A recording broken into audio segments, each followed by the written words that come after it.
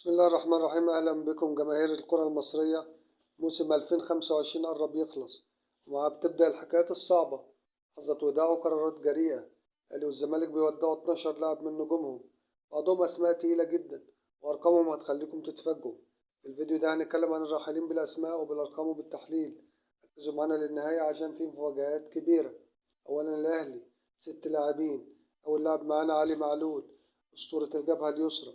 22 مباراة، سجل 4 أهداف و7 أسيست. رغم أرقامه الممتازة إلا أن إدارة الأهلي قررت الاكتفاء بسبب عامل السن والراتب المرتفع. الجماهير حزينة لكن القرار واضح، وقت التجديد بدأ. اللاعب التاني معانا أكرم توفيق، مقاتل محبوب لكن الإصابات ما سابتوش. شارك في 18 مباراة، سجل هدف وحيد لكنه فقد جزء من سرعته. عرض قطري مغري جه، واللاعب قرر يبدأ صفحة جديدة بعيدا عن الضغوط. اللاعب التالت معانا كريم ندفد، بعد غياب طويل رجع، لكن رجع ضعيف. 10 مباريات بدون أي مساهمة هجومية. للأسف مستوى بعيد تماما عن نجم الوسط اللي كنا بنشوفه من 4 سنين.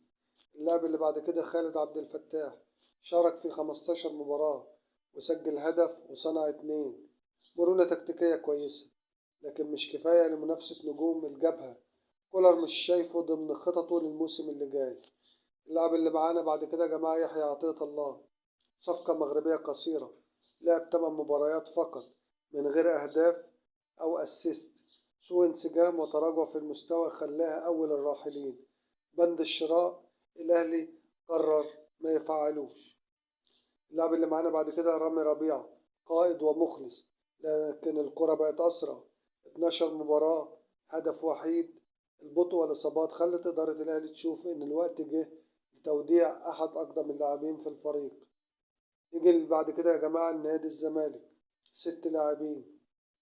اللاعب الأولاني معانا سيف الدين الجزيري، 20 مباراة، سجل 8 أهداف و3 أسيست. أرقامه ممتازة لكن الجمهور كان دايما شايف إنه مش المهاجم اللي يحقق البطولات. رحيله جاي بعد عروض قوية من الخليج، والزمالك اختار الاستفادة المادية. اللاعب التاني معانا حمزة المسلوسي، 18 مباراة، سجل هدف وعدد 2 أسيست. بدأ الموسم بقوة لكن الإصابات خدت منه كتير. الزمالك قرر يدي الفرصة للشباب في نفس المركز، والمسلوسي على أعتاب نهاية رحلته في ميت عظمى. اللاعب الثالث معانا سيف جعفر، موهوب لكن مش ثابت. 12 مباراة، هدف وحيد وغياب تام عن المشهد وقت الحسم. غير مركزه كذا مرة لكن ما أثبتش نفسه، والنهاية كانت متوقعة.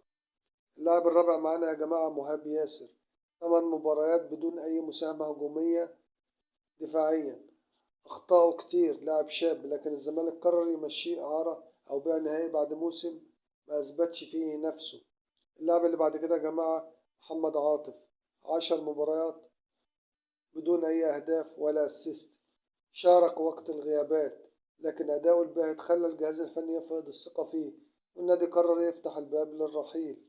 اللاعب اللي بعد كده يا جماعة معانا أحمد محمود، شارك في 15 مباراة، سجل هدف وصنع 2.